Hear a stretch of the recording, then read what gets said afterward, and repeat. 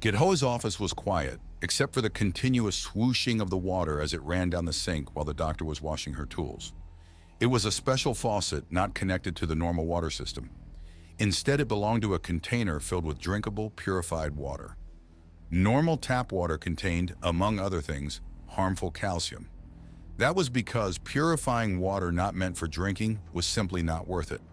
Although she didn't know the exact reason why, after all, she was a doctor, not an economist.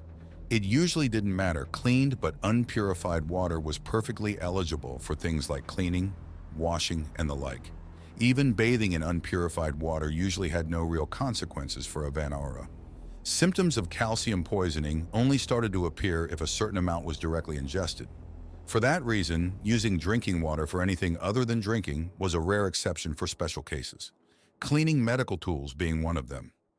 Githoa took a glance behind her. The princess was still unconscious, but the monitor showed her breath to be calm and steady while displaying nothing worthy of worry. Except for the large amount of calcium in her body, obviously. Not to mention the 2 broken arms. But there at least didn't appear anything new to worry about over the last few invades. Unfortunately, calcium was not like some poison that could be cured with an antidote. All she could do was administer chelating agents to her to prevent the mineral from damaging her organs, followed by lots of purified water to flush it out. But that took time, and she didn't yet know for how long Her Highness had been carrying the calcium in her body. Preventing damage was one thing, healing damage that was already there was another. After confirming that everything was as all right as it could be in this situation, Githoa continued cleaning her tools. She was tired and regretted her decision to not sleep on the shuttle. But her personal discomfort was irrelevant right now. Her Highness's life was on the line after all. Right, she also needed to alert the guards that there had been an attempt on the princess's life. Or maybe Nadine had already done so. Then, "Doctor!"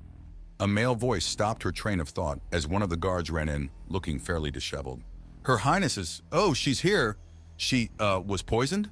"Yes," Githoa confirmed, while giving the guard a strange look. "And? Is she fine?" "She's stable for now. How about you calm down and tell me what brought you here?" "Right, apologies, milady. Unfortunately, I don't know the details. The captain sent a message to every guard to find Her Highness, as it is likely that she was poisoned. But we couldn't find her, and the door to her room looked like it had been blasted open with some sort of weaponry. Guess no one expected her to be here already. I, should probably tell the others." "Do that. And while you're at it, tell your captain to come here. We have things to discuss." "Right away, milady. And remember the protocol?" "Ah, of course, milady. If I may ask, what happened to your door? It looks just like the door to Her Highness's quarter." Long story. It wasn't really all that long. She just didn't have the nerves to tell it right now. For a moment, Githoa was just down there on the floor, needing a moment to process what she was seeing, though she quickly managed to pull herself together again and stood back up. "What happened?" "I don't know," the small alien answered in a panicked voice. "We were talking and she suddenly collapsed." So she had still been awake after all? Then why had the hallway been empty? "Put her on a bed, quick!" With a nod, Nadine rushed inside, carrying the princess twice her size with seemingly no effort. Githoa immediately rushed over to her, examining her for any symptoms that could give a clue to what was wrong with her. "Did you notice anything? I need detail," she asked while she kept looking for hints. Nadine stuttered.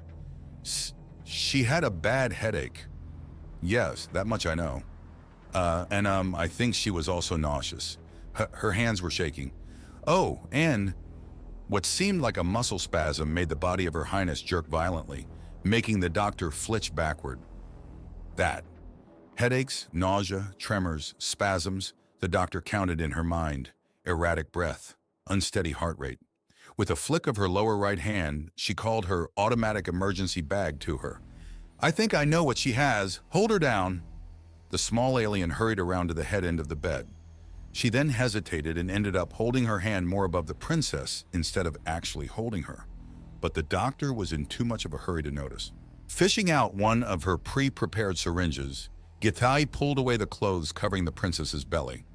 She was now actually glad for the cavity Nadine had corroded in there, as getting through 2 layers of shell would have been quite the annoying task. She ran her finger over the new carapace until she found the point where 2 shell plates overlapped. Just as she was about to continue, another spasm shook the body below her. Githy barely managed to pull back her arm and prevent the syringe from getting knocked out of her hand. "I said hold her down!" But, Nadine stuttered, but Githy cut her off. This was not the time for her anxieties. "Broken arms heal. This will kill her. Now hold her down." That seemed to snap the small alien out of it. She tightly grabbed both of the princess's lower arms, while simultaneously using her elbows to pin down her upper arms. Githy on her end used her 2 left arms to hold down her highness's hip. She then brought the syringe down again, pushing the needle through the overlapping plates and peering the flesh below it. She could feel another spasm, but this time the body parts she was working on almost didn't move at all. Instead, she could hear a telltale snapping sound, but she didn't care for now. When the syringe was empty, she pulled it out again and fetched the next from her bag. "You can let go now." As the girl did as instructed, Githy could see orange blood dripping down her hands, as well as a panicked look appearing on her hand. "It's fine. That was a necessary evil. Your words, remember?" Nadine swallowed hard but nodded. "Is she safe now?" "No," Githy retorted. "So far as just suppressed her body's reaction. The important part comes now." While she spoke, she poked the new syringe through a different overlap in her shell. She then used the needle to feel around, trying to find a similar overlap in the new shell lying beneath it. This time, she unfortunately couldn't use the cavity. This second syringe contained a chelating agent, meant to bind the calcium and prevent it from doing any more damage.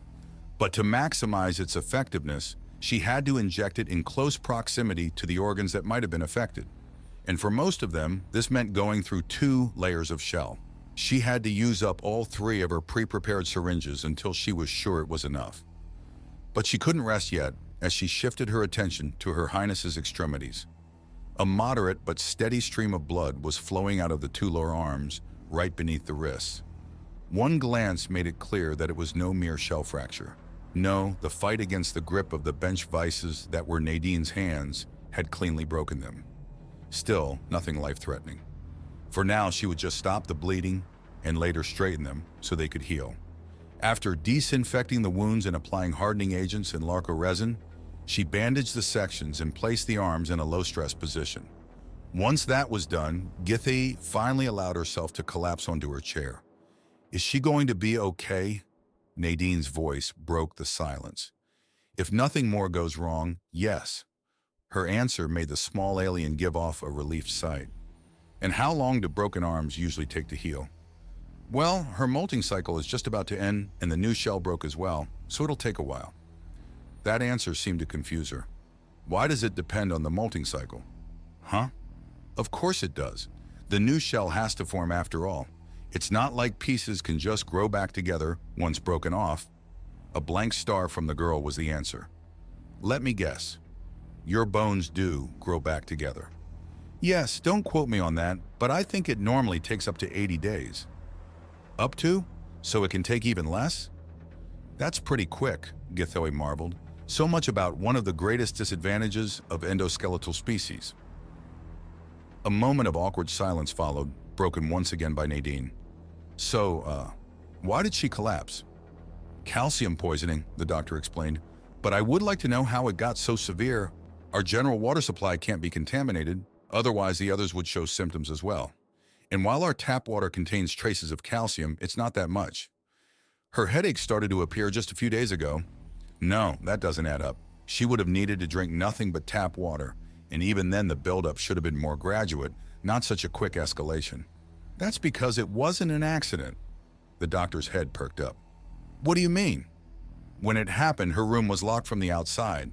Someone wanted her to die before help could arrive. This was an assassination attempt. It was as if the room had just gotten significantly colder." Githy's heart skipped a beat. Assassination? The princess? Who would do something like this? Also, if the room was locked, how did she... Her gaze wandered to the remains of her own door. It was just barely held in place by the lower hinge and the door handle, which had lodged itself deep into the adjacent wall. Never mind. But why does Nadine seem so calm about it? Before the doctor could finish her thought, the small alien walked to a group of chairs close to the entrance. Doc?" she asked with a slightly shaky voice. "Would it be bad if one of those broke?" "No," the doctor answered, confused. "I rarely need them, and the palace would pay for new ones anyway." "I see, then I apologize." "For what?" "Rah!" With a sudden ear-splitting outcry, the small alien lifted the heavy chair above her head and slammed it into the ground, the combination of her strength and gravity causing it to shatter. For a moment she stood there panting. Then her face shifted again, taking on an expression that Githawi hadn't seen before. No, that wasn't right. She had tried to forget it, but she had seen it before. Once on the Star Treader. "I don't care what or how long it takes," she growled, her voice oozing pure hatred. "I will find out who did this."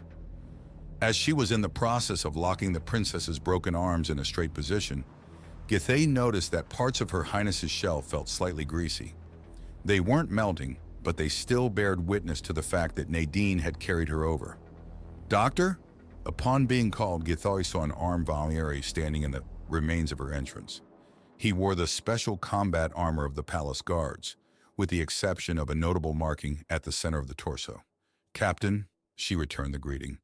"Before you ask, her condition is no longer life-threatening. That's all I can say at the moment."